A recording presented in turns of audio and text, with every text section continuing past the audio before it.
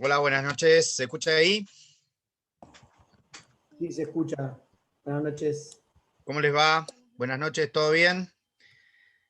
Felicitaciones a los que están, a los que aprobaron, a los que no aprobaron y siguen, bueno, que continúen. Veo muchas 18. Vamos a esperar un ratito más. No sé si tuvieron problemas para ingresar, pero recién habilitaron, así que...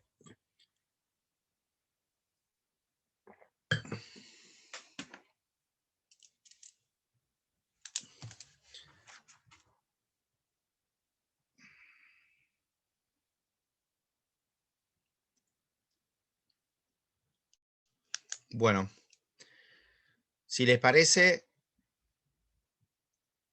son 23. Esperamos 2 minutos más y arrancamos.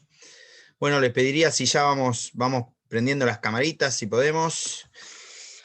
Y en este intermezzo de 2 minutos empezamos a hablar. Bueno, en primer lugar, felicitaciones a los que aprobaron. Ahí lo veo a Garay, que está serio, pero evidentemente está... Zafamos, Garay. Vamos, con Lorenzetti, está con Lorenzetti al lado. Bueno, bueno, Me acompaña, me acompaña. me parece muy bien. Los felicito por haber aprobado el parcial. Espero que se hayan sentido cómodos. Obviamente siempre hay algún herido, siempre hay algún roce, alguna rispidez. Forma parte de la vida diaria y del rendir exámenes, así que no se preocupen. Puede pasar eso, van a tener 2.500.000 complicaciones de esas. Lo importante es que ustedes estén conformes y que por lo menos hayan sentido que lo que se preguntó o que se tomó o dio más o menos va de la mano, con independencia de lo que opinen cada uno de ustedes, los profesores, claramente.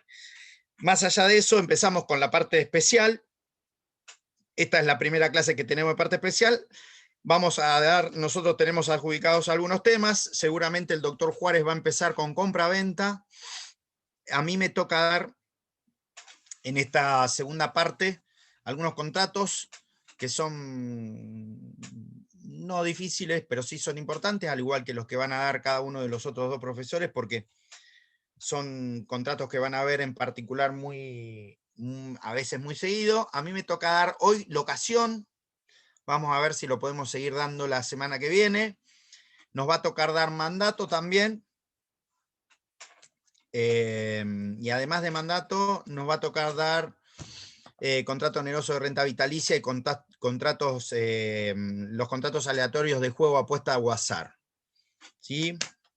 Entonces, ahí vamos a arrancar, obviamente, que vamos a ver si llegamos al contrato aleatorio de juego, apuesta o azar. Vamos a empezar con locación, seguimos con mandato y también vamos a dar fianza, un contrato de garantía que es muy importante. Así que yo les diría que ni bien terminemos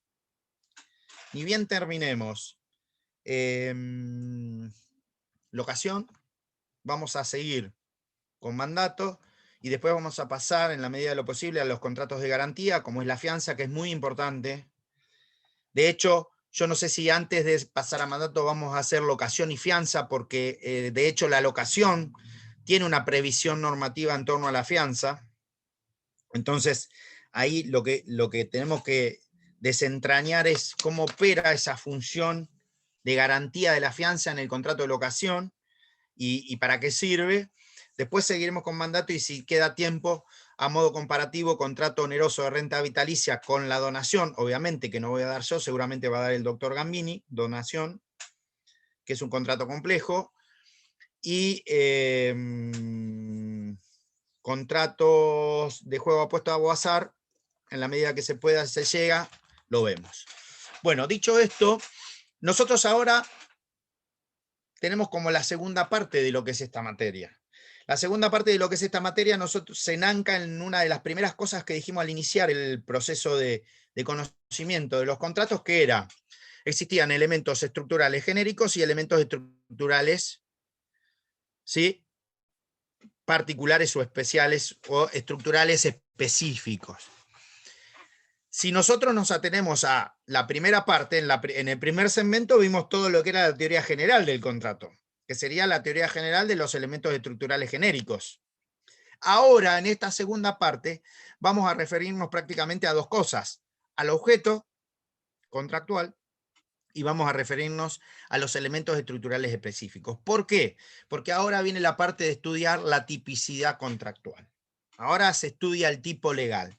No a suerte de lo que se hace en penal. Se estudia la tipicidad legal en torno a cómo ese gran menú, como el Código Civil y Comercial, a lo largo de 30 capítulos, regula la tipicidad contractual. Y esa tipicidad contractual no es nada más ni nada menos que determinar cuál es la identidad de cada contrato. Y esa identidad de cada contrato se refleja, en los elementos estructurales específicos, que son lo que determinan que un contrato sea una cosa y no otra. Entonces, ahora vamos a ver que ya desde la propia definición de los contratos, ahí aparece un poquito este tema de cuáles son los elementos estructurales que diferencian a cada contrato entre sí, de los que son típicos, obviamente. ¿Por qué? Y acá ya nos referenciamos a una errónea clasificación legal que establece que los contratos son nominados e innominados. ¿Por qué? Porque todos los contratos tienen nombre, sean típicos o atípicos. Un ejemplo, por ejemplo, el contrato derivado de swap. Un contrato derivado de swap es un contrato atípico, pero tiene un nombre, se llama swap. ¿Se dan cuenta? Es decir, a lo que vamos a que es que en el primer error ya es decir que una clasificación puede ser denominado o innominado. Esta es una clasificación que no se usa desde el año 70. E innecesariamente la ley la incorpora en un título clasificatorio. Ahora, nosotros tenemos que verla. ¿Por qué tenemos que verla? Porque es la clasificación que la ley prevé. ¿Qué preferimos decir nosotros? Que los contratos son típicos o atípicos, que la tipicidad puede ser legal o social, porque la tipicidad es lo que demuestra que ese contrato sea ese objeto que nosotros preferimos o decidimos que sirve para contratar. Valga un ejemplo o varios ejemplos como alusión a lo que estamos diciendo. En primer lugar, la tipicidad puede ser legal o social. ¿Qué significa la tipicidad legal? Que si hay tipicidad legal es porque la ley dice que cuando yo me comprometo a conceder el uso y goce de una cosa a cambio de un precio cierto en dinero, hay locación. Es la ley la que define que por un lado está la concesión del uso y goce de una cosa, mueble o inmueble, y por el otro lado está la contraprestación, que es, al ser un contrato oneroso, es el precio. ¿Sí? Acá no vamos a hablar de guita, moneda de curso legal, no, vamos a hablar de precio. Ese es el elemento. Después vamos a ver que reúna determinados requisitos. Pero, por ejemplo, un contrato que hoy en día es típico, que es la tarjeta de crédito, hasta el año 98 era atípico. ¿Por qué? Tenía tipicidad social porque la gente lo usaba desde el año 69, pero hasta el año 98 no había ninguna ley que regulara el contrato de tarjeta de crédito. Aparecía mencionado, sí, ahí por algunos lugares en la ley de entidades financieras, a partir del artículo 15 y 16 de la 21.526, cuando regulaba la clase de entidades financieras que podían dedicarse a la intermediación de activos financieros, diciendo que se podían celebrar contratos de tarjeta de crédito, de underwriting, por ejemplo. Ahí apareció otro contrato atípico, el underwriting. Por ahí no los vamos a ver tanto ahora, sino que los van a ver más en comercial.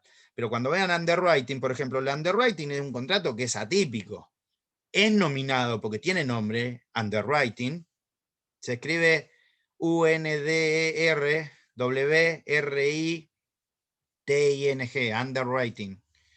¿Sí? Que significa contrato de suscripción. La ley de entidades financieras lo menciona, pero el contrato no está regulado. No parece regulado. Otro contrato igual es el outsourcing o la tercerización. Y algunos dirán, ¿se entiende lo que voy diciendo? ¿No? Es decir, en esta parte vamos a ver que vamos a afincar mucho la cuestión de la tipicidad legal y de la tipicidad social, como pasaba con los contratos de distribución comercial, como eran la distribución, la franquicia, la agencia, el partenariado, el entrepreneurship. Ahora, distinto es decir que tenga nombre o no. Todos tienen nombre. Todos tienen una denominación. Y además, no importa también, a título interpretativo, cuál sea la denominación que las partes le quieren dar al contrato, si en realidad, en la esencia del contrato, los elementos estructurales específicos son otros y no los que las partes les quieren dar. ¿Por qué? Porque muchas veces nosotros, por vía de la denominación, lo que queremos es simular un acto jurídico. Materia que es muy prevista en materia contractual, porque yo puedo firmar un contrato para hacer fraude o puedo hacerlo para simular. De hecho, si yo digo, ¿sí?, que le vendo a uno de mis hijos, yo tengo 3 hijos, y a uno de mis hijos le vendo un inmueble, y en realidad no se lo vendo y se lo doné, pero fuimos al escribano y hicimos una escritura de venta. Pero demuestro que en realidad no hubo precio, que fue a título gratuito. ¿Hay compraventa o hay donación? Porque me cambia el eje de la discusión. Si estoy en el marco de la compraventa, es un contrato a título oneroso y por ende, al ser un contrato a título oneroso, no rigen las garantías de colación y de legítima que se prevén para los casos de los contratos, de los actos gratuitos en materia sucesoria. ¿Sí? Por eso hay que estar muy atento cuando vemos la parte especial. Ustedes están empezando a verlo ahora esto, porque hay muchos contratos que pueden ser utilizados para simular, para defraudar, pueden ser utilizados por vías indirectas para lograr otra finalidad, como son los negocios indirectos, pueden ser utilizados para en realidad hacer otro negocio, como son los negocios fiduciarios, como el contrato de fideicomiso. Entonces, que implican sacar del patrimonio bienes para que no los puedan afectar los acreedores. Entonces, ojo a cómo le damos con el título, porque una cosa es el título del cómo nosotros preferimos o decidimos denominar el contrato, y otra cosa es lo que verdaderamente el contrato es. Y eso de que estamos hablando de lo que verdaderamente el contrato es, diría Feynman, es Juan Pablo Feynman, ¿no? Una pregunta filosófica cuando uno habla de lo que es algo, porque es una pregunta que apunta al ser. ¿Qué es algo? Apunta al ser mismo. Es, el propio verbo lo dice, ¿qué es? Entonces, cuando arrancamos de esa naturaleza, nosotros vamos a ver que por ahí erróneamente la ley empieza a, si se quiere, conceptualizar o definir los contratos. Cuestión que no está tan buena, porque cuando uno define, comete muchas veces la torpeza de equivocarse. Y eso pasó sustancialmente toda la vida con el contrato de compraventa. Porque el contrato de compraventa, yo les voy a decir, por ejemplo, el contrato de compraventa, ¿sobre qué es el contrato de compraventa? Cuando una parte se obliga a transferir la propiedad de una cosa. Y en realidad es así. ¿Es tan así? ¿Propiedad en qué sentido? ¿Material o inmaterial? Porque la Constitución Nacional protege el derecho de propiedad en sus dos ámbitos, en el material y en el inmaterial. Entonces, ¿significa que yo puedo vender una marca? ¿Puedo venderla a una marca? La marca es un derecho, pero es un derecho en una cosa. Entonces, si yo digo que la compraventa es sobre cosas, ¿podré vender una marca? ¿Podré vender una acción? ¿Se dan cuenta a lo que voy? ¿Qué es lo que estoy diciendo? Que ahora lo que vamos a meter es ponernos en exquisitos. Cuando nos vamos a poner en exquisitos es porque vamos a empezar a meter más lenguaje técnico a lo que ya sabemos. Y meter más lenguaje técnico a lo que ya sabemos es decir, que cuando hablamos de concesión de uso y goce, usar una cosa es una cosa y gozar de la cosa es otra cosa. ¿Están dando cuenta? Entonces, ahora, esto obviamente no se puede aprender el primer año de la facultad. Tienen que tener el bagaje de conocimiento que tienen ustedes ahora para decir, bueno, pará, ¿por qué te vamos a poner? Esto no es como el cosito de la pizza, ¿sí? El cosito de la pizza o cuando van a la ferretería y dicen, che, no me vende ese cosito que era... ¿Qué es ese cosito? Porque todo lo diferencia, a todos le decimos cosa. No me pasás esa cosa, no me decís una cosa. Ahora, para nosotros los abogados, ¿cuál es el concepto de cosa? En la teoría de los bienes jurídicos. Y nosotros ya la primera diferenciación que hacemos es que las cosas son distintas a los bienes, pero que están las dos en el patrimonio. Y las cosas pueden ser materiales o inmateriales, ¿no? susceptibles de apreciación. No sé, fueron a Civil 1 ustedes. Yo calculo que sí. Supongamos que sí. ¿No? Entonces, se dan cuenta que ahora cuando hablamos de cosa, estamos hablando de esa cosa, de la definición jurídica de cosa. De cosa que es cosa material susceptible de apreciación económica y que está en el comercio.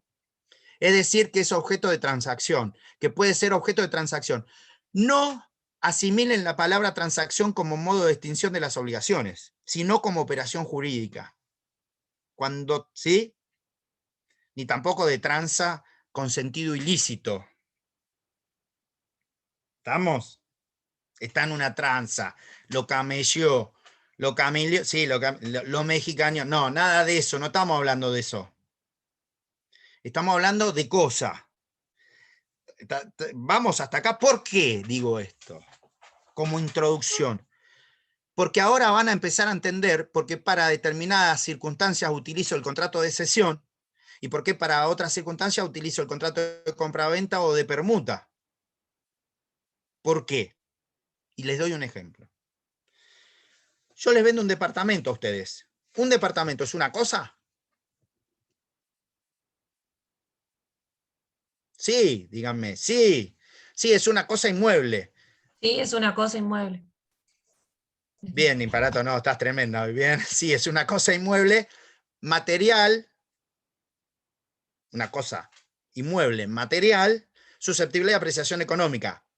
¿Es cierto eso? Sí, en la medida que no sean bienes del Estado. Porque los bienes del Estado también son cosas, pero pueden o no estar en el comercio, porque pueden ser bienes públicos del Estado y bienes privados del Estado. Por ejemplo, cuando hay una herencia vacante de alguien que se muere y no tiene herederos y deja la casa, ese es un bien privado del Estado. Ahora, una plaza es un bien público del Estado. ¿Se dan cuenta?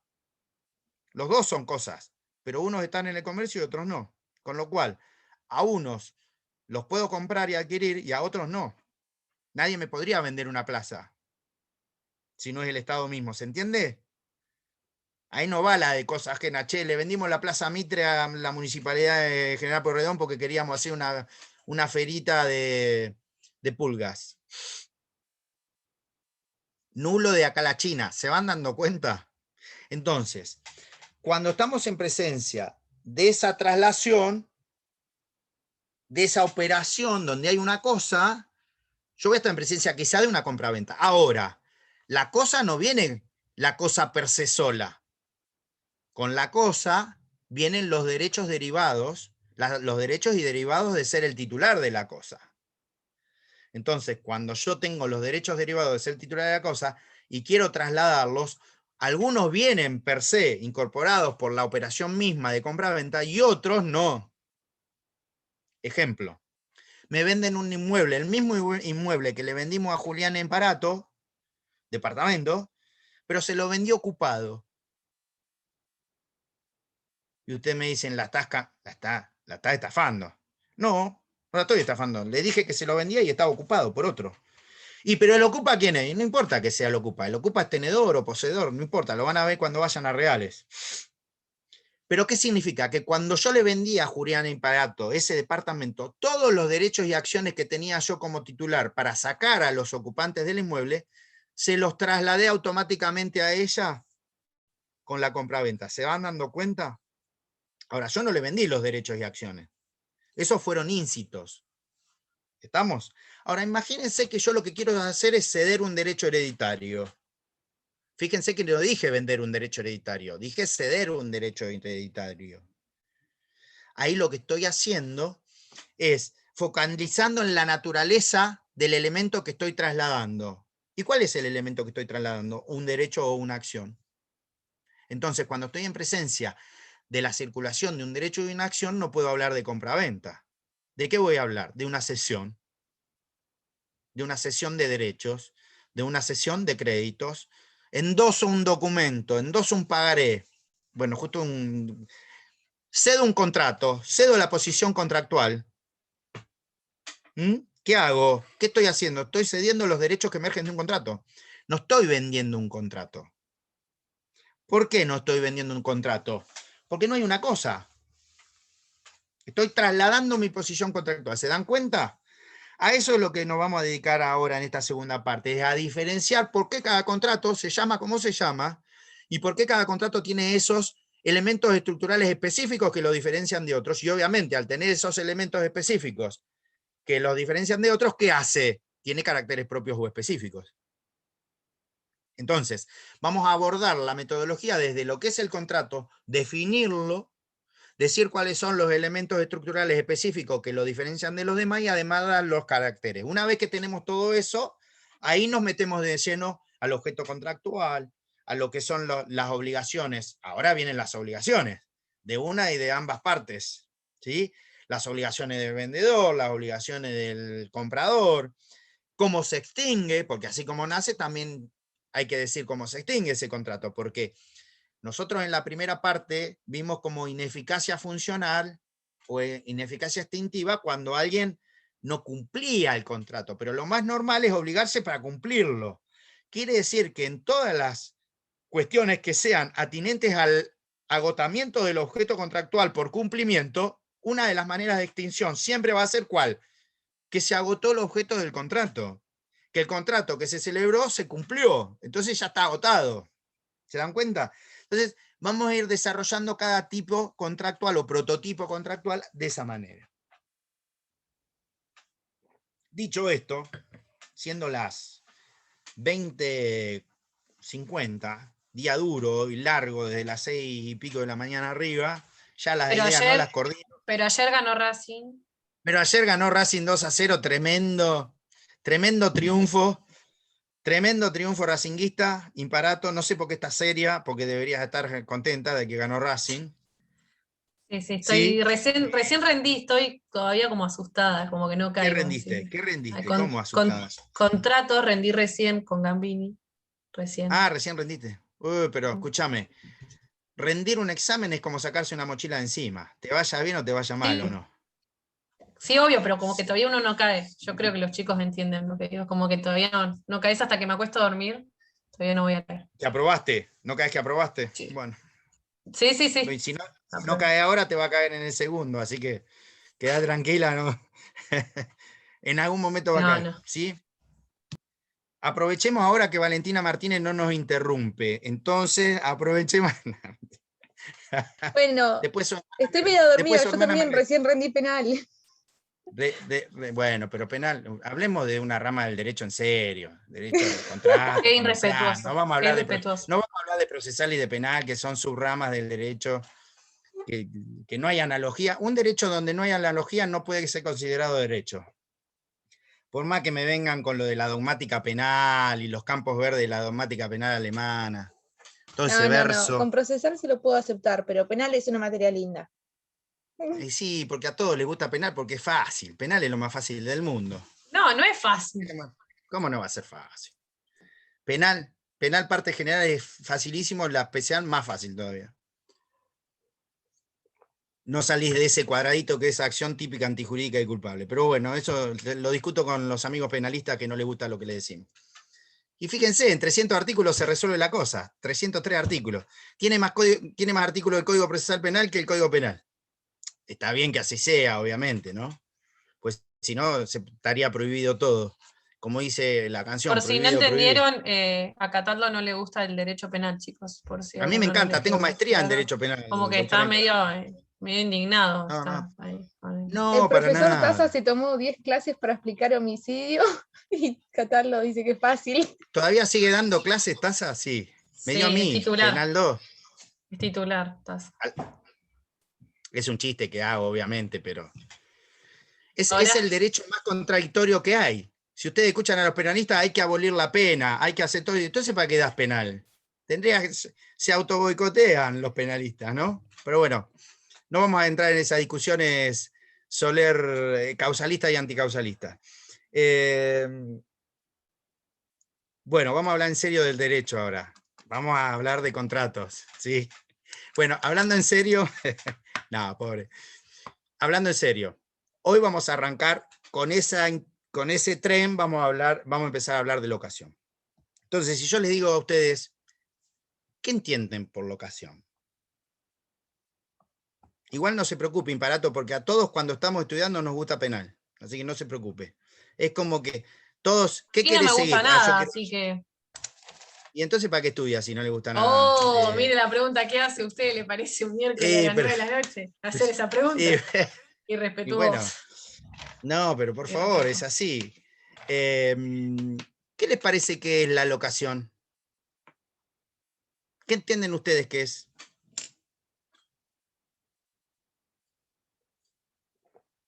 ¿No entienden nada que es la locación? ¿Se mutearon alquiler. todos adrede? Un contrato de alquiler. Es un contrato de alquiler. Es un contrato de alquiler. Y yo les pregunto, es un contrato de alquiler, está bien. Está bien. Y cuando ustedes van y lo celebran, ¿dice contrato de alquiler? No. Puede ser que sí, que lo diga. ¿Un contrato Ahora, de el locación? alquiler. Sí. ¿Nunca vieron un contrato de locación? ¿O todos son propietarios? Viven en... todo lo que venimos a estudiar de afuera, venimos a alquilar departamentos. ¿No? Por favor, primera desmitificación que hay que hacer. No digan alquilinos nunca. Se los pido, por favor. No digan nunca alquilinos. Se los pido, por favor. Porque ¿sí? Porque la palabra es inquilino, pero la técnica es locatario. ¿Estamos? Pero fíjense que ninguno se le ocurrió decir que se podría alquilar un campo. Y sin embargo, cuando hablamos de campos, no hablamos de alquileres de campo. Por más que los martilleros o los corredores nos digan que sí, porque la terminología apropiada, de acuerdo a la ley de parcerías rurales, es de arrendamiento rural. ¿Sí? En el campo no se habla de alquiler. Che, le alquilé el campo. Se lo menciona de una manera, si se quiere, no técnica, pero la definición técnica es el arrendamiento. La definición técnica es la parcería rural, porque hay una ley particular del que regula esto también. Entonces, cuando veamos la locación, en realidad lo que vamos a ver es que siempre tiene que haber una cosa. Siempre tiene que haber una cosa.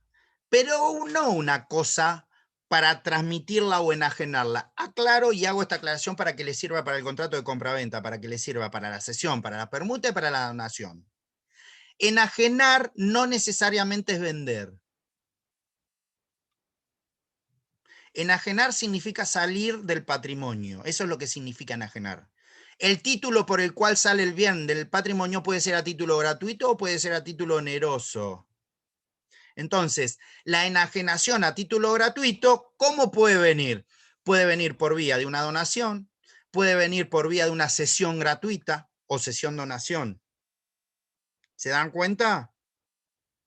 Las enajenaciones no son lo mismo que las liberalidades.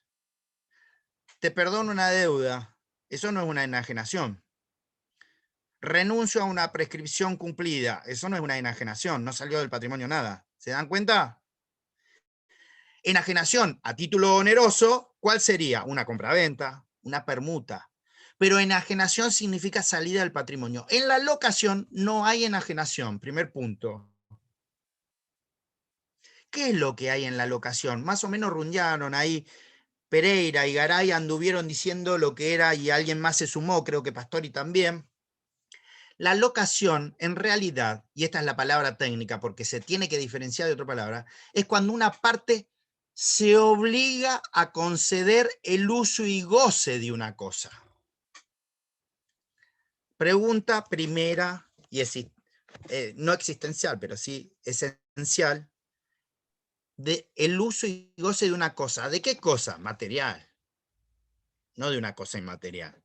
Porque para una cosa inmaterial hay hay como una definición, hay como un oxímoron en realidad. Si yo digo una cosa inmaterial, hay un oxímoron. ¿Sí? Estoy diciendo algo que no es. Entonces, cuando aludo a la concesión del uso y goce, es de una cosa propiamente dicha, como define el Código Civil a la palabra cosa. Es decir, ¿sí? A la cosa material, ¿sí? A una cosa material susceptible de apreciación pecuniaria. Eso es lo que es la palabra cosa. Yo lo que estoy haciendo cuando concedo la locación, empezamos a hablar a partir del artículo 1986, no, perdón, ¿qué digo? 186. 1187, profe. Creo que sí. 1187, bueno, ahí estamos. Si vamos a empezar así, Mariano, ya está, ¿eh? No, no. Nada, era una ayudita nomás. Nah, está bien, era un chiste. ¿Sí? Es decir, 1187, como dice acá el doctor, define al contrato de locación. Pero primera punta que tiramos para empezar a entender cómo opera esta parte. De la propia definición de los contratos, ustedes pueden sacar los caracteres. Si ustedes agarran la ley, ¿sí? Agarran la ley y dicen 1187, definición. ¿Sí? Fíjense cómo empieza la primera parte. La primera parte de la definición del contrato aparece como carácter, es cuando dice si una parte se obliga. Si yo digo que una parte se obliga o se compromete, no es lo mismo que decir que una parte da.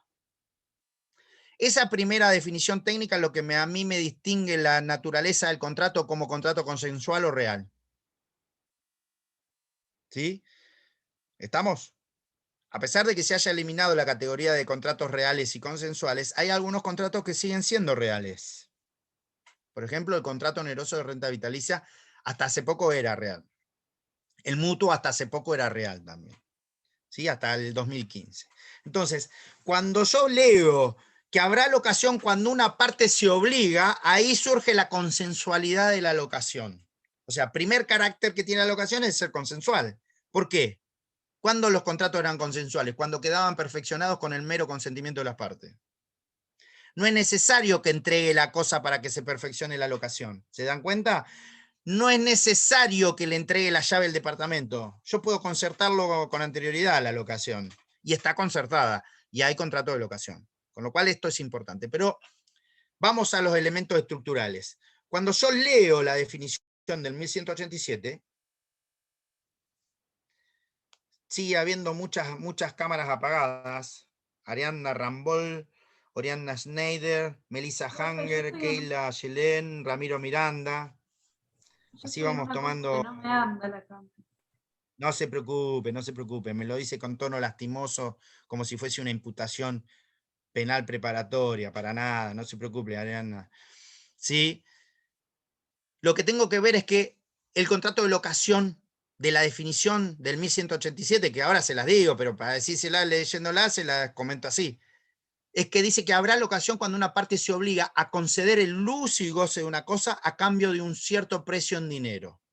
Los dos elementos estructurales específicos de la locación son, uno, la concesión del uso y goce de una cosa. Ahora vamos a explicar lo que es. Y el otro es el precio. El código anterior decía, todo aquel que paga el precio siempre termina con ario, es decir, es el locatario. Antes había tres clases de locación, la locación de cosas, la locación de servicios y la locación de obra. Ahora, por una cuestión técnica, ahora solo existe la locación de cosas. Obra y servicio fueron como contratos separados. ¿Sí? De hecho, si van al capítulo van a ver contrato de obra y contrato de servicio. Antes se llamaban todos locaciones. Ahora son locación de cosas y por separado obra y servicio. No locación de obra ni servicio. ¿Está? No locación de obra ni servicio. Esa fue una gran diferenciación que estableció el 2015. Pero ahora vamos con los dos elementos estructurales. ¿Cuáles son los dos elementos estructurales? Concesión del uso y goce de la cosa. Primer punto. Cuando yo hablo de concesión del uso y goce, me obligo a conceder el uso y goce de una cosa. Estoy hablando de una cosa material. ¿Qué es conceder el uso? El conceder el uso es poder usarla. ¿Sí? El conceder el uso es poder usarla. Acá hay que diferenciar este contrato con otro contrato que también concede el uso, que es un contrato de préstamo de uso y que se denomina comodato. ¿Estamos? En los dos hay una concesión de uso. La diferencia entre uno y otro no solamente es la gratuidad y la onerosidad, sino que además la locación, además de conceder el uso, es decir, permitir que el locatario use de la cosa, además le concede el goce.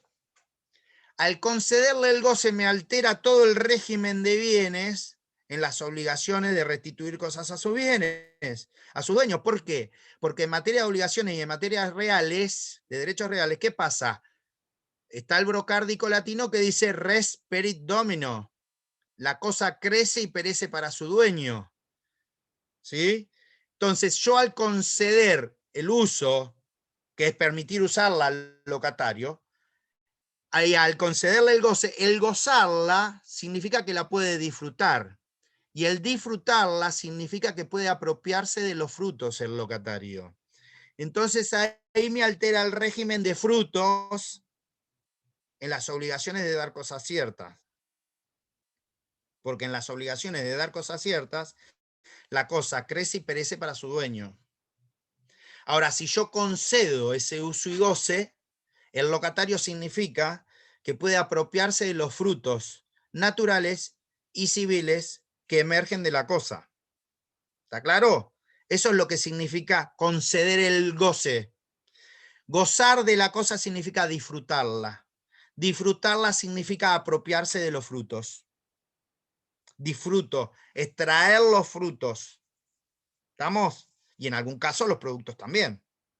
Entonces, esto es muy importante porque esto es lo que caracteriza a la locación, que no lo tiene el comodato. ¿Por qué? Porque el comodato solamente, al ser un préstamo de uso, solo permite usar la cosa. ¿Está claro?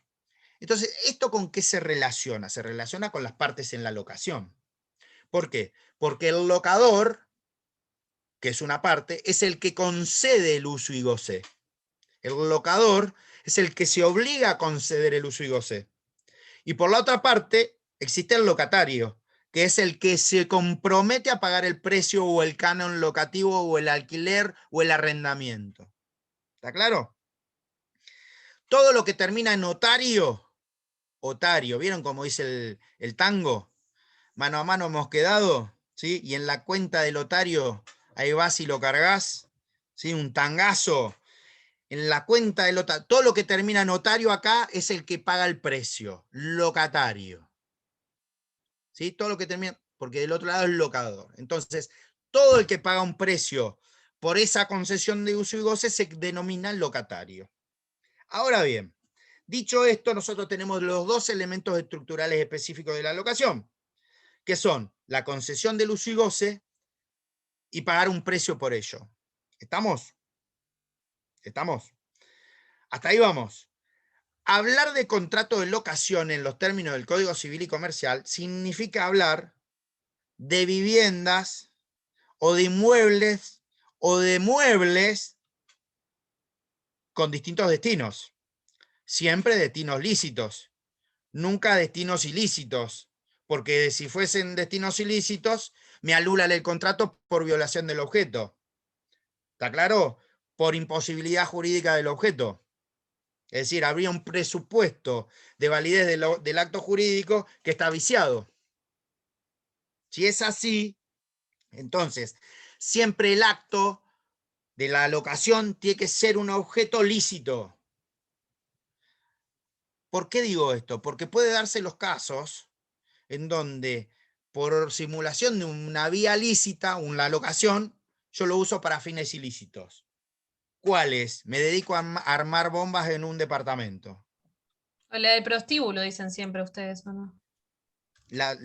Por ejemplo, más que prostíbulo, que no se puede por una cuestión de trata, que se dedique a alquilar departamentos para ofrecerlos por Claro. hora. O Lavado de para dinero, profe. cautiverio de personas. No necesita ser un prostíbulo, cautiverio de personas. Personas privadas de la libertad. Vieron que el delito de privación ilegal de la libertad es un delito continuado, se dice, ¿no? De ejecución continuada, constantemente se está ejecutando hasta que cesa. Entonces, ahí, en esa finalidad, o por ejemplo es un aguantadero, que también pasa, se alquila y termina siendo un aguantadero para delincuentes. Esos serían locaciones que bajo un fin lícito encubren un fin ilícito. Entonces se pueden resolver esas locaciones. ¿Sí? Por violación del objeto. Ojo. Pero no nos adelantemos. ¿Hasta acá vamos?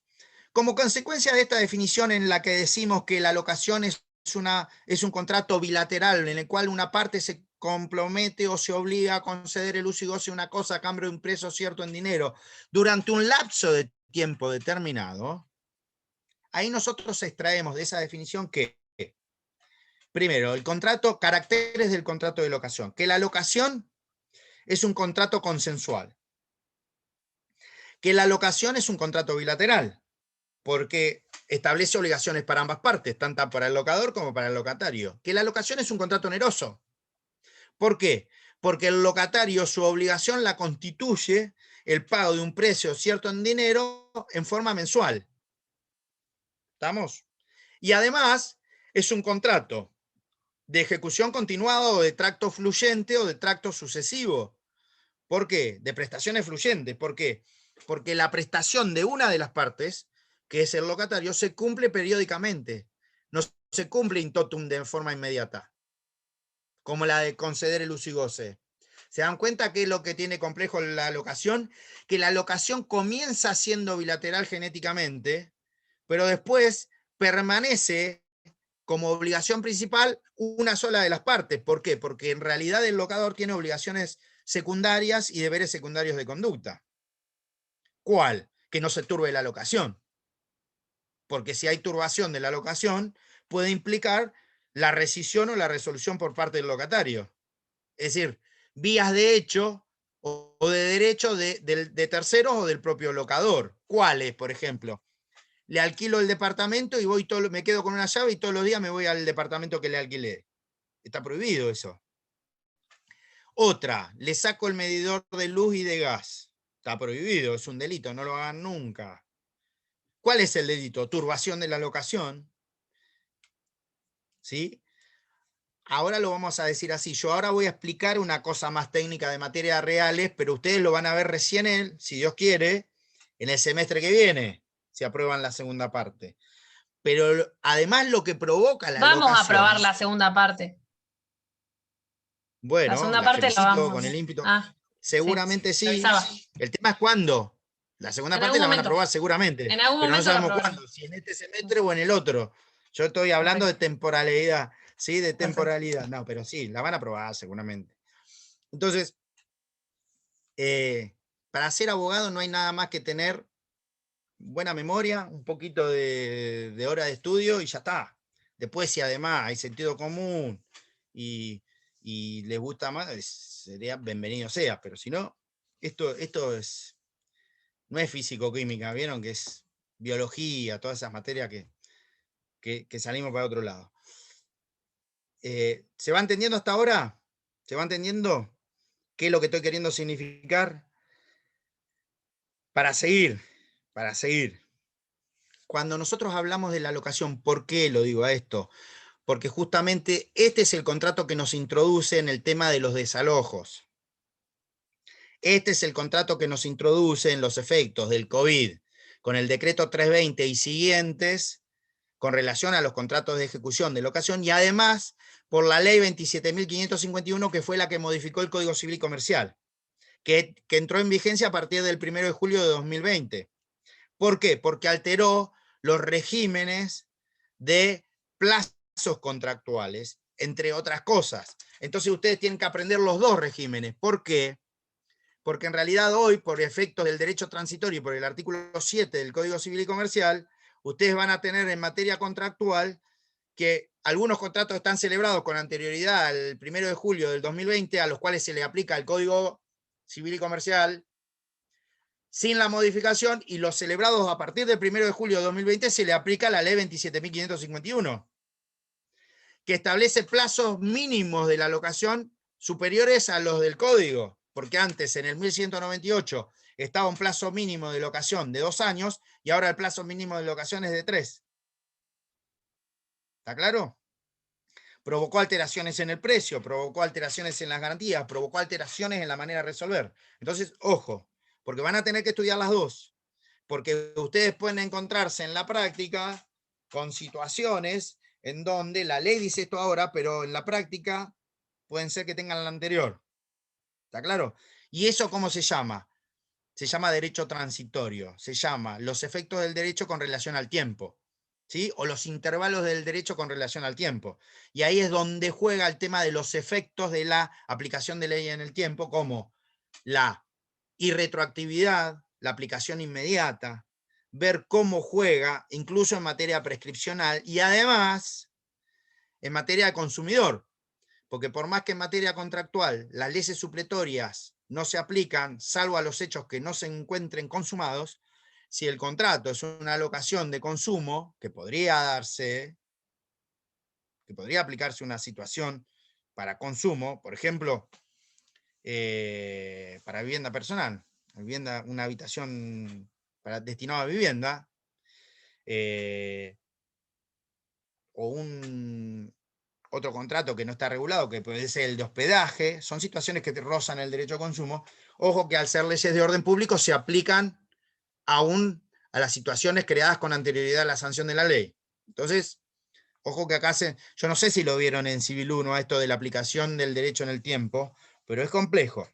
Y hay varias cuestiones, incluso de prescripción en materia de Código Civil y Comercial,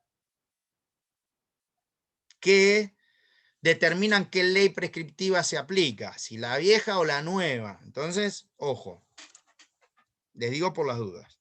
Siguiendo en este tren, lo que estoy queriendo significar con que vamos a ver ahora lo de reales, es que nosotros lo que estamos viendo cuando analizamos contratos son relaciones creditorias. Y las relaciones creditorias se dan entre personas. Cuando la relación se da entre una cosa y una persona, ahí nacen las relaciones reales. ¿Cómo puedo manejarme yo con una cosa? ¿A título de qué? Entonces ahí es donde aparecen las relaciones de tenencia, las relaciones de posesión, las relaciones de yuxtaposición. ¿Se entiende? Las relaciones de yuxtaposición local. Esas relaciones son de una persona con una cosa. Cuando yo estoy hablando de contrato de locación, lo que tienen que saber es que lo que provoca la locación es el desplazamiento de la tenencia en otra persona. Es decir, genera una situación de traslado de la tenencia legal. La tenencia legal, ¿qué significa? Que cuando uno es tenedor de la cosa, reconoce en otro la propiedad de la cosa. ¿Sí? Cuando uno tiene por otro. En el contrato de locación, yo tengo por otro. Por eso tengo la tenencia de la cosa. Esa es la definición técnica. El ser tenedor, esa es la palabra, el tenedor es el que tiene la cosa por otro. El ser tenedor significa que yo reconozco en otro la propiedad de la cosa. Y esa tenencia puede ser legal, por vía de un contrato de locación, por vía de un contrato de comodato, pero puede tornarse en precaria. ¿Y cuándo se torna en precaria? Cuando hay algún elemento que a mí me indica que ya no existe más plazo en el cual yo tenga que respetarle al locatario o al comodatario el derecho a usar y gozar de la cosa. Entonces ahí, al convertirse la tenencia en precaria, el locador o el dueño de la cosa puede exigir la restitución inmediata de la misma. Ejemplo, vencimiento del plazo contractual. Y esta es una cosa que vamos a ver más adelante, pero quiero que se la graben como el nombre de ustedes. En materia de locación no existe tácita reconducción. ¿Qué significa tácita reconducción? Significa que una vez vencido el contrato de locación, si el locatario permanece en el uso y goce de la cosa, significa que permanece en los términos del contrato anterior y que no hay un nuevo contrato por un plazo mínimo de 3 años. Por eso se dice que no existe tácita reconducción. Pero ahora vamos a llegar a eso. ¿Hasta acá vamos? Seguimos con los caracteres. Entonces decíamos que la locación era un contrato bilateral, consensual, de tracto sucesivo, oneroso. ¿Está? Formal, esta es una gran cuestión que siempre, de acuerdo al 1188, dice forma oponibilidad. Y la forma que pareciera exigir el 1188 es una forma ad effectum probationem. ¿Por qué? Porque dice que toda locación destinada a vivienda debería ser celebrado por escrito. Ahora, yo pregunto, si ustedes se meten en un departamento con una locación y no está celebrado por escrito, ¿la locación no vale? Sí vale. porque puede ser probada por otros medios, puede ser probada por testigos, puede ser probada por forma instrumental con los recibos de locaciones. Entonces, ojo con esto, pero en principio la ley de arrendamientos rurales y a parcerías rurales dice lo mismo. Debe ser por escrito, inscripto en el registro de la propiedad y por vía del juzgado de paz, dice la ley de arrendamientos rurales. Y sin embargo, no se registra ningún contrato de arrendamiento rural ni de parcería rural. ¿Qué me contás? ¿Qué me conturci? Entonces, tranquilos. ¿Y por qué decimos esto importante? Y por el efecto de la oponibilidad. ¿Cómo lo pongo a terceros al contrato? Porque yo, por vía me puedo desprender de la tenencia, aunque no de la propiedad, por vía de una locación. ¿Sí? ¿Y por qué esto puede ser importante? Porque hay algunas trampitas en el derecho que ustedes no las saben todavía porque tienen que terminar, pero cuando terminen toda la masa crítica de conocimiento, van a ver que el derecho del locatario, el derecho personal del locatario estuvo mucho tiempo discutido. ¿Por qué? Porque una vez que yo concedo el uso y goce de la cosa por vía de un contrato de locación, por más que la finca o el inmueble se enajene, yo tengo que respetar el plazo de la locación del locatario. Entonces, ¿qué se hace? Para no desahuciar, en los casos de subastas judiciales se simulan contratos de locación. Entonces estiran la desocupación del inmueble. ¿Estamos? Entonces, ojo, porque así como hay que aprender la ley, también hay que aprender las trampas de la ley para que ustedes no caigan, no pisen el palito. Obviamente solamente eso lo dan las canas y la experiencia es, como dice esto María Elena Falomir, es un peine que te da la vida cuando te quedas pelado, ¿no? Entonces, ojo, sépanlo porque se pueden encontrar con eso, igual hay manera de zafarlo. Por eso se habla de oponibilidad. Pero después yo se lo explico cuando veamos desalojo, cómo es la manera de zafar de esa situación. Y en realidad es dejar constancia en un mandamiento de contratación quiénes eran las personas que estaban en el momento de la intimación a desalojar para que después no se produzca esto de que se me van metiendo personas. También pasa. Vamos a desalojar un inmueble y hoy está Valentina Martínez y mañana está Melissa Hanger y mañana está Larregui y mañana está Maidana. Entonces, ¿qué? No termino más de notificar gente para desahuciar. Entonces, ¿cómo lo corto? Con un oficial de justicia. ¿Sí? Está Collado hoy, supongamos, ahí que la veo que se está riendo. Está Collado hoy en el departamento y no hay nadie más, listo. Entonces la demanda va contra Collado. Y el resto tiene un derecho que para el locador es inoponible. Entonces, es importante manejarlo de la oponibilidad o inoponibilidad de las locaciones. Ojo. Sigamos. ¿Qué es entonces el contrato de locación? Es un contrato que la forma escrita se exige solamente a los efectos probatorios. Es decir, ad probationem hay que tenerlo por escrito, lo que no significa que no valga el contrato de locación en donde no está instrumentado. Si está instrumentado, vale igual.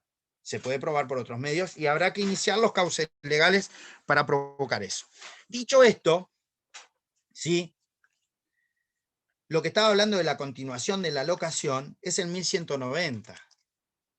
Y ahora ya nos metemos con los plazos. ¿Por qué lo de la continuación del 1190 es importante? Por esto que les decía, porque en este contrato la tácita reconducción no está permitida. Pero cuando vayan a comercial se van a dar cuenta que hay contratos en donde sí está permitida la tácita reconducción. ¿Cuál es? El contrato de cuenta corriente mercantil. El 1430 en adelante habla de la tácita reconducción. En este caso no se puede la tácita reconducción. Es una manera de garantizar el derecho de propiedad del dueño de la cosa. Ahora, primero, ¿quiénes pueden ser locadores? ¿Sí? ¿Quiénes pueden ser locadores? Cualquier persona. ¿Por qué? Porque habíamos dicho que puede formar parte del objeto de los contratos las cosas propias o ajenas. Quiere decir que el locador puede ser el dueño de la cosa o puede ser un tercero que no es dueño de la cosa. En la medida que tenga legitimación para contratar sobre esa cosa. ¿Está claro? ¿Sí? ¿Se entiende? Por ejemplo, un síndico. Por ejemplo, el curador de una persona que está sometida a curatela. Por ejemplo, el tutor. Por ejemplo, una persona el representante de una sociedad, la ¿Un dueña de la usufructo, sociedad. profe? ¿Cómo? A través de usufructos, si una persona me concede a mí el usufructo de la cosa. Pero si concede el Y yo usufructo, ya el decido- usufructo es una cuestión compleja porque es un derecho real el usufructo. Ah, ¿Sí? bien. El usufructo es un derecho real donde se traslada la nuda propiedad de la cosa a una persona y se deja la posibilidad de usarla. En el caso de que yo pueda usufructuarla, si me dan el derecho real de usufructo, yo lo puedo locar. Ahí estoy legitimado para locarlo. ¿Por qué? Porque soy el usufructuario. ¿Y qué significa ser el usufructuario? Usar y gozar de la cosa. El usufructuario también se puede apropiar de los bienes. Pero eso no nos metamos porque es complejo el usufructo, porque es un derecho real de uso, en donde hay apropiación de bienes y donde hay alguna cierta limitación a la absolutez del dominio. Que no van a ver ahora, van a ver en el semestre que viene, ¿sí? Pero además que lo van a ver en un contrato en particular, que es el de donación con reserva de usufructo.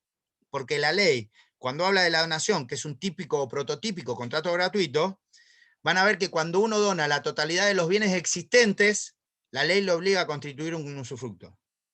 Por ejemplo, Leo Garay tiene un solo inmueble y se lo quiere donar a los hijos. ¿Sí? ¿Puede hacerlo? Claro, si es de él. ¿Cómo no va a poder hacerlo? Otra cosa que les digo. No es gratuito, esto lo digo a título semántico, diferenciar a los contratos entre gratuitos y onerosos, no solamente por las garantías de saneamiento. ¿Por qué? Porque los contratos gratuitos gozan de una presunción de fraude, por decirlo así. ¿Por qué gozan de una presunción de fraude?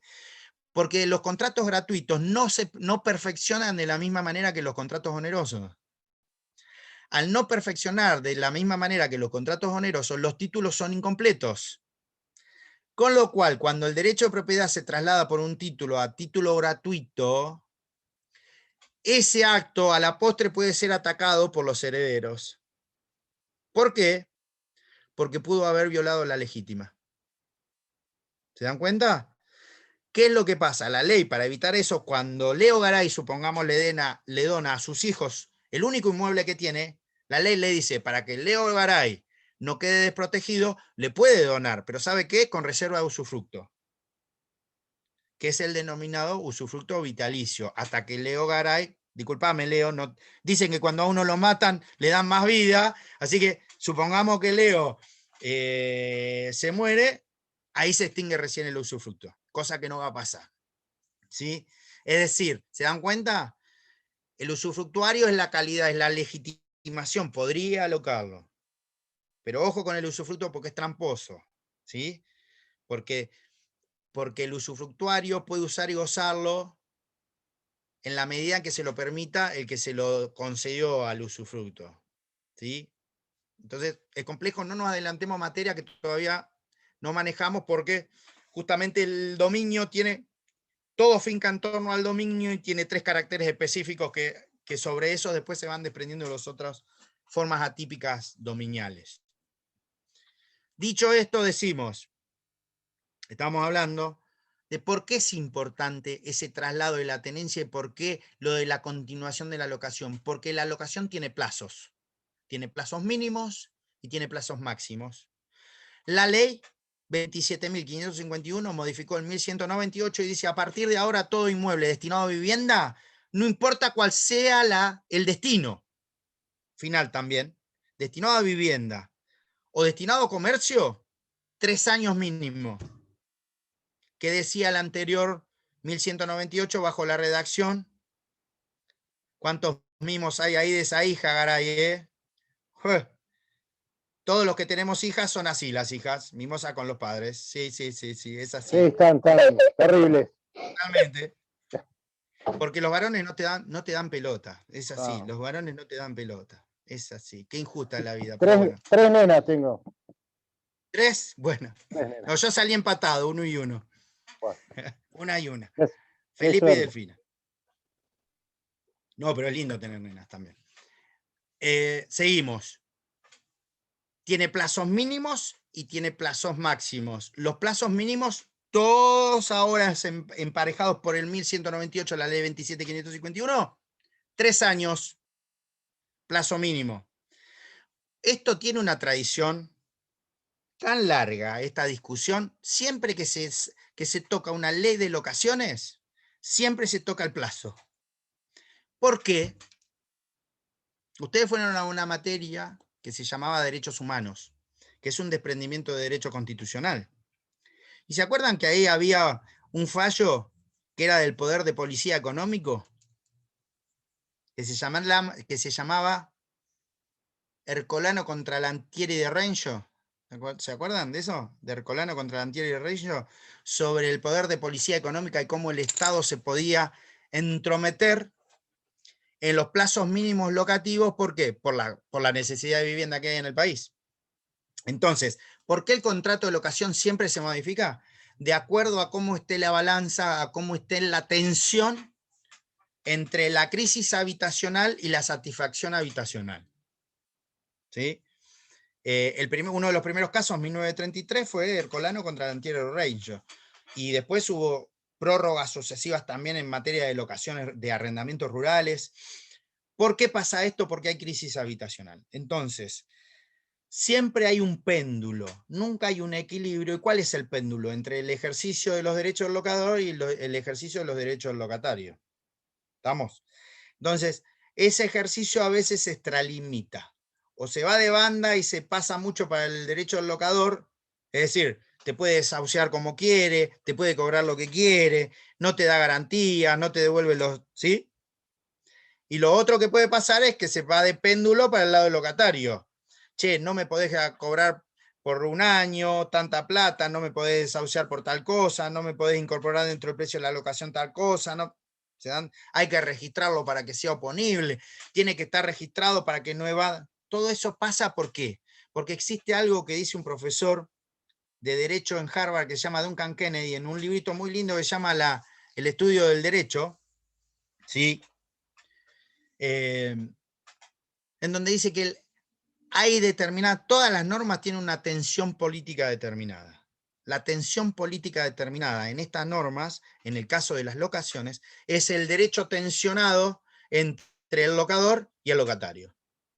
Es decir, el ejercicio de propiedad por parte del locador que vive de rentas, por decirlo de alguna manera, y el ejercicio del derecho del locatario. Entonces, de acuerdo a cómo esté esa tensión, se va mitigando la tensión, de acuerdo a las crisis, y obviamente las crisis, como las personas y como los ciclos económicos, son cíclicas. Hay veces que hay crisis y hay veces que no. En Argentina se ha demostrado que tenemos la capacidad de tener una crisis en cada década tenemos una crisis, ¿sí?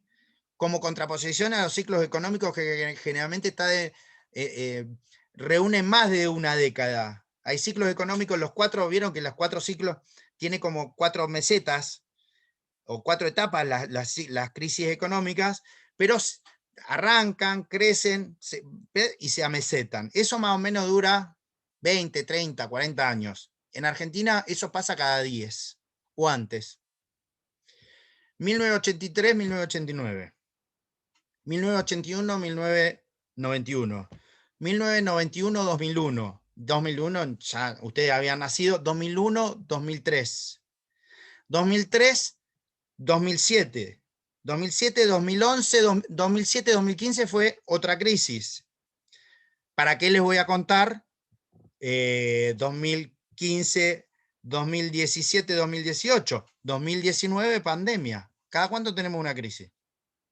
Tremendo es. Y casi todas son económicas, más allá de esta que es pandémica, que también traslada sobre lo económico. Y fíjense qué efectos habrá provocado esta pandemia, que justamente tanto la ley 27.551 como el decreto 320/20, lo primero que hicieron fue tocar el contrato de locación.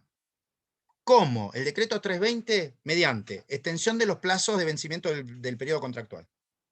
Es decir, de hecho no, de derecho por vía de un DNU, ¿qué hizo? Todo contrato que venciera antes del 30 de abril de 2020 se entiende prorrogado hasta septiembre de 2020. ¿Qué hizo ahí la ley? Pregunto, ¿lo hizo la ley o lo hizo un decreto? Lo hizo un decreto de necesidad de urgencia. ¿Ustedes saben si ese decreto fue ratificado por la bicameral? La verdad que yo todavía no sé si fue ratificado por la bicameral. Eso es constitucional, de dudosa constitucionalidad, ¿no? Pero lo cierto es que ya está, ya salió y ya se prorrogaron. No solamente prorrogó los plazos, sino que modificó el régimen de las garantías, ¿sí? Modificó el régimen de las garantías de las locaciones. O sea que atacó también al contrato de fianza y la locación. Y además de eso, esa crisis, por ejemplo, después se manifestó en la 27.551. ¿Qué hizo? Modificó el plazo mínimo contractual. Lo llevó el piso a 3 años. ¿Qué significa lo del plazo mínimo contractual y lo del plazo máximo contractual? Que es lo que les quiero contar. No importa si tenemos 10 clases de locación. No sé si se van dando cuenta, ¿no? No importa si tenemos 10 clases de locación. Lo importante es que lo aprendan. Porque lo van a ver muy seguido y la locación es siempre conflictiva. Así como siempre digo que la fianza arranca con la amistad, el noviazgo, la confianza y todo eso, termina con la amistad, el noviazgo, la confianza, la hermandad, todo termina, ¿sí? Es un contrato que es de garantía, de fiducia, pero es como aniquilador, ¿sí? Es como dar en garantía un recibo de sueldo. Por favor, otro consejo, tómenlo si quieren o no. Si pueden, nunca salgan de fiadores. Si pueden, nunca presten un recibo de sueldo para ser garantes. Si pueden, nunca firmen nada que no esté escrito antes. Por favor, les pido. Porque después, más allá de las cuestiones jurídicas que son feas, complicadas, que le puede afectar, uno se carga con una conciencia que después cuando se va a dormir en la almohada y la conciencia dice, pero qué estúpido que fui, habiendo estudiado esto, ¿cómo no me di cuenta que podía? No cometan ese error, por favor. Porque después se van a arrepentir a lo largo de la vida. Bueno, de eso se trata la experiencia, pero para eso están estudiando ustedes, para que no cometan esos errores, a pesar de que a veces que los cometemos igual. Entonces, ¿qué significa plazos mínimos? Que si yo firmo un contrato por un año destinado a vivienda, fíjense qué hecho tan parecido a la realidad, ¿no? Pasa en TNT, pasa en la realidad. Vengo a estudiar a Mar del Plata y alquilo un departamento por 9 meses. Voy a cualquier inmobiliaria y me lo alquila por 9 meses. ¿Cómo lo simulan a ese contrato? Porque ese contrato no valdría. Ese contrato se presume hecho por un plazo mínimo de 3 años. Ahora voy a fundamentar por qué. ¿Cómo lo simulan? Con un comodato. Comodato estudiantil, le dicen. Obviamente el primer comodato oneroso que existe en el mundo jurídico, porque te cobran por mes. ¿Sí? ¿Por qué decimos que ese contrato no valdría? En realidad vale, pero vale como un plazo mínimo de 3 años. ¿Por qué? Con esto no estoy queriendo decir que mañana vaya a hacer quilombo a la inmobiliaria o alguna cosa de esa. ¿Por qué? Porque no hay previsión legal, porque la previsión legal prohíbe los arrendamientos por plazos menores a 3 años, salvo que estén las excepciones. ¿Cuáles son las excepciones? Las del 1199, excepciones al plazo mínimo legal, que son 4 solamente. Esa también se la saben, se la tienen que saber. ¿Por qué? Porque exime del periodo mínimo legal, quiere decir que si yo hago un contrato de locación, por ejemplo a Maidana, por un año, destinado a que él viva con su familia o él solo, o lo que quiera, ¿ese contrato vale? Sí, vale. ¿Por qué plazo vale? ¿Por 1 o por 3? Por 3. Por 3. ¿Por qué? Porque es de orden público. El plazo mínimo legal es de orden público, así como el plazo máximo legal. Y ustedes dicen, ¿pero cómo plazo máximo legal? Si quiero alquilar 99 años una vivienda, ¿no puedo? No. 20 años destinado a destino habitacional, 50 años destinado a destino comercial u otro destino. Ese es el plazo máximo, también es de orden público. ¿Estamos? Entonces, ¿qué es lo importante del plazo mínimo? Que si yo simulo o hago un plazo menor que sea menor o inferior a los 3 años, antes decía 2, cualquiera sea el destino, antes decía 2 el 1198, ahora a partir del 1 de julio de 2020 dice 3. ¿Qué hago? Se entiende hecho automáticamente por 3. ¿Se dan cuenta? Si lo hago por 2, se entiende hecho por 3. Si lo hago por 2,5, se entiende hecho por 3. Si lo hago por 5 meses, se entiende hecho por 3. Salvo que dé lugar a las excepciones del 1199. ¿Qué son cuáles? las racionales. ¿Cuáles son? Las locaciones temporarias. ¿Cuáles son las locaciones temporarias en Mar del Plata? ¿Las de invierno o las de verano? Les pregunto. La de turismo. Cualquiera de las dos. Verano, Cualquiera de las invierno. dos. En la medida que, no exceda de determinada cantidad de meses. ¿Está claro? Entonces, la primera excepción a ese plazo mínimo, ¿cuáles son? Las locaciones temporarias. Ahora, si están hechas por más de determinada cantidad de meses, se presumen hechas por el plazo mínimo legal. Ese plazo, ¿sí?, que está en el 1199, inciso B, destinadas a turismo. La que dice destinada a turismo, esas ahora están con un plazo, que no recuerdo, pero me parece que era 5 meses, me parece, pero me puedo equivocar. Tranquilamente, me puedo equivocar. 3 meses, me puedo equivocar. Me equivoqué. 1199. Si el plazo del contrato de los contratos consecutivos supera los 3 meses, se presume que no fue hecho con esos fines. Insisto, locación de un inmueble a aquel que viene a estudiar a Mar del Plata que no es de Mar del Plata. Por 9 meses. ¿Por cuánto se presume hecho? Plin, caja, 3 años. ¿Se dan cuenta? ¿Qué hay ahí? ¿Qué hay ahí? Hay una aplicación de una ley de orden público. Y la ley lo que está haciendo con la aplicación de ese plazo mínimo legal de orden público es evitar la simulación. Entonces, tienen que recurrir a otra figura. Primera excepción es justamente la locación temporaria. La segunda excepción está dada en virtud de la naturaleza por la cual se alquila el bien, que es la locación para embajadas, consulados y todas esas cosas. ¿Sí? La tercera excepción está dada por justamente el establecimiento de stands o de ferias. Obviamente, si alquilo un stand para una feria que no tiene tiempo determinado, ahí no puedo presumir que estoy haciendo como mínimo 3 años. ¿Sí? ¿Está claro? Entonces, sigue entrando esa excepción. Y la otra que se incorpora y que es la de guarda de cosas también. ¿Sí? En excepciones al plazo es la nueva redacción, es el artículo 4 de la ley 27.551, pero que modifica el artículo 1199. Ahí están las 4 excepciones. Yo no sé cómo tienen ustedes el código, pero bájensela por las dudas de la ley, ¿eh? Y anoten al costado, si no tienen un código actualizado, porque esto entró en vigencia a partir del 1 de julio de 2020. ¿Mm? A mí me parece actualizado, profe. ¿Eh?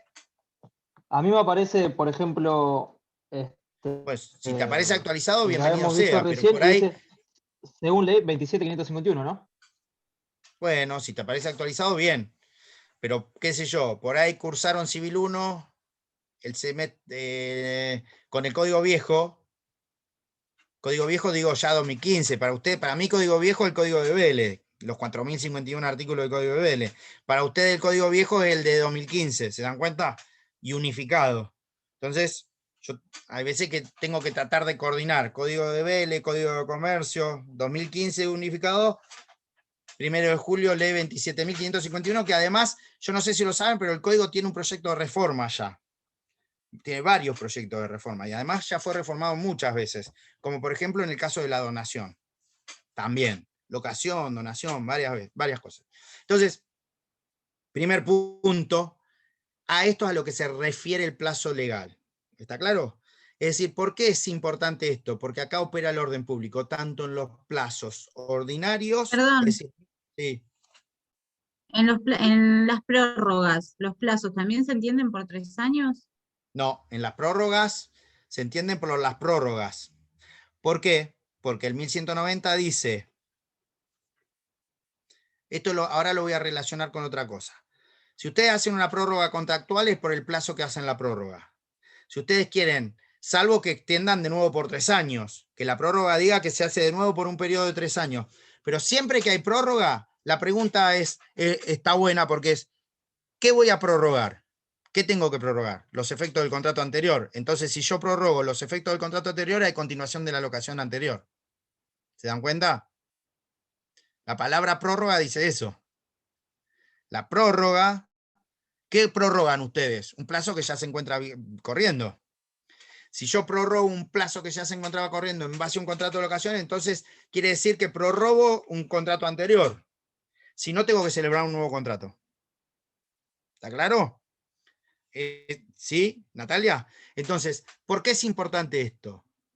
¿Y por qué es importante lo del 1190? Porque afecta a la garantía. ¿Por qué? Porque todos los contratos de locación vienen acompañados con algo que se llama la fianza general abierta.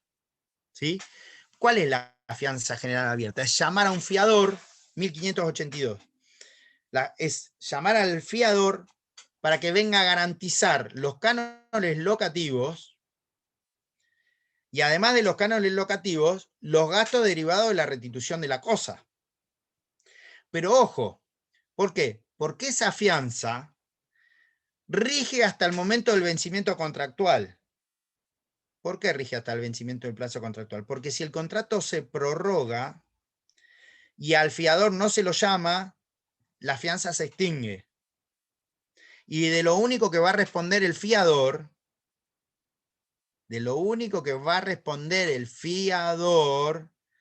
es por los gastos hasta la efectiva restitución del inmueble. ¿Cuáles son esos gastos hasta la efectiva restitución del inmueble? ¿Cánones locativos? No, los gastos que se demoren en desahuciarlo. Está claro, ¿no? Fianza tiene que ser 1590. 1590, fianza principal pagador, por ahí anda. A ver, 1580 y pico, si no me equivoco. Por ahí debe andar fianza, a ver. 1574, ¿anda por ahí? No. No sé por qué no lo busco, estoy vago hoy. 1574. 1574. Disposiciones generales. 1574. 1582, fianza también. Entonces, fianza abierta.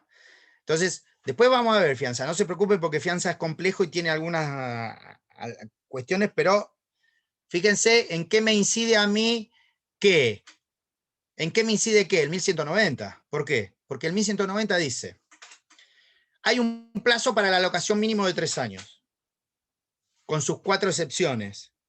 Pero si yo llamo a un fiador para que me garantice, por ejemplo, un contrato de locación de inmueble por 10 años, ¿es válido? Sí. ¿Por qué? Porque supera el plazo mínimo de 3 y no llega al plazo máximo de 20. ¿Está? Entonces, como estoy en la brecha, estoy en lo que se denomina en financiero el ceiling, ¿sí? Están entre el piso, entre el floor, ¿sí? Y el ceiling, ahí 10 años sirve, es válido. ¿Qué pasa a los 10 años y un mes? Si sigue estando el locatario, lo que pasa es que la ley dice, ahí hay continuación de la locación anterior y no hay tácita reconducción. Y si hay prórroga es en los términos de la prórroga. Ahora, ¿qué efectos provoca eso? El efecto que provoca eso, primero, es que si se venció el plazo contractual, escuchen bien lo que voy a decir, si se venció el plazo contractual y no hay prórroga, por ley hay continuación de la locación anterior.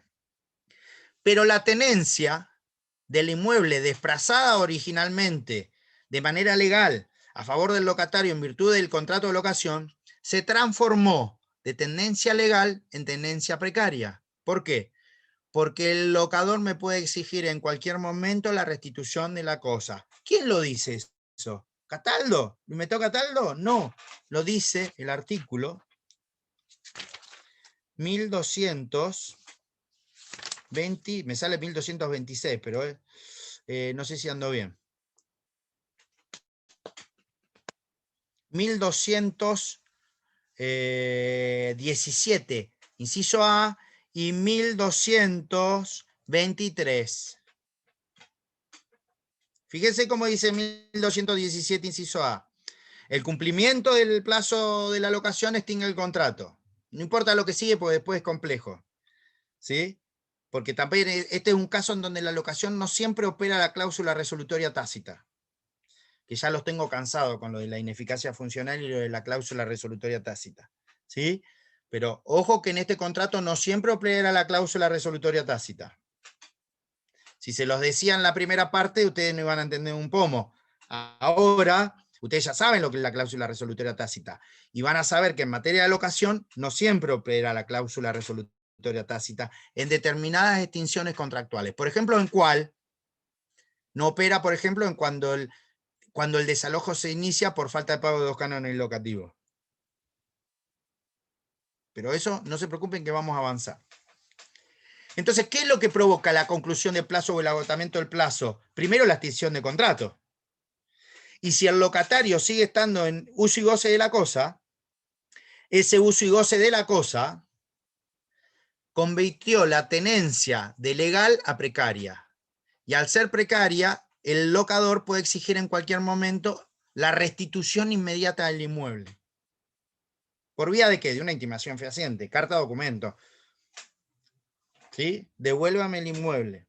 Y si no me lo devuelve, ¿qué pasa? Inicio el desalojo por la causal de vencimiento de contrato. ¿Por qué? Porque ya no hay más vínculo contractual. ¿De dónde surge eso? 1217, inciso A, 1223. Fíjense lo que dice el 1223. Desalojo. Al extinguirse la locación debe restituirse la tenencia de la cosa locada. ¿Sí? Debe restituirse, no dice la posesión. Nunca confundan eso.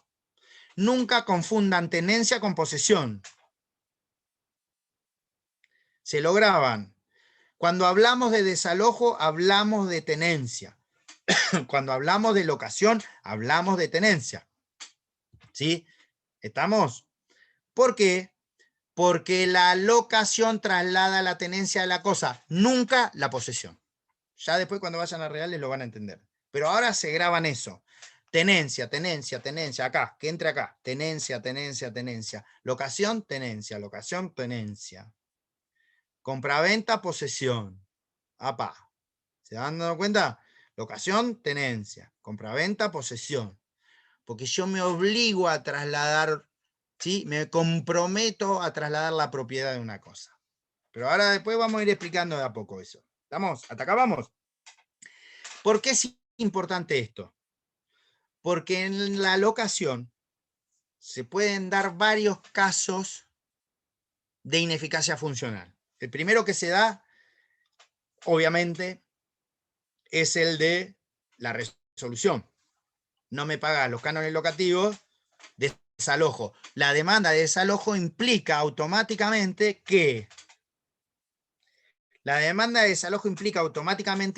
una demanda de resolución contractual. ¿Resolución con qué efectos? Retroactivo al momento de la celebración. Pero como las prestaciones locativas, los cánones locativos son prestaciones divisibles, quedan firmes. ¿Entienden ahora el 1081? ¿Se entiende? Como son prestaciones fluyentes, divisibles, y que se reciben a cuenta de pago del canon locativo, es decir, que no se hace reserva de que se van a restituir, quedan firmes. Con lo cual, la resolución por vía de contrato de desalojo, por falta de canon locativo, implica la resolución de contrato donde las partes deben restituirse las cosas. ¿Qué se dieron? ¿Qué significa esto? Que el locatario le tiene que devolver el inmueble al locador.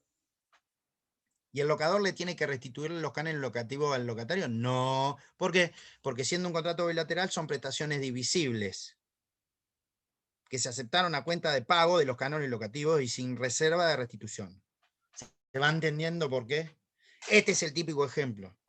Pero eso es resolución. Ahora, la locación también establece una facultad rescisoria unilateral por más que la ley diga de resolución anticipada. Atente al lupo. Cuando la ley habla de resolución anticipada, fíjense que lo de la continuación de la locación está en el 1218 también. Fíjense que el 1217 dice, extinción contractual. La locación se extingue por los siguientes modos. Agotamiento del plazo, fantástico, se cumplió el objeto del contrato. O el requerimiento previsto en el 1218. ¿Sí? B, o la resolución anticipada. ¿Cuál es el ejercicio de resolución anticipada? En realidad no es resolución anticipada. El nombre técnico es rescisión unilateral. La ley vuelve a cometer el mismo defecto que cometía la ley 23.091, que le decía resolución anticipada, porque es un supuesto de rescisión. ¿Por qué? Porque está establecida solamente en favor o en cabeza del locatario. ¿Cuál es esa rescisión anticipada o resolución anticipada, como menciona la ley? Que, transcurridos 6 meses del contrato, el locatario puede dejar sin efecto la locación. ¿Sí?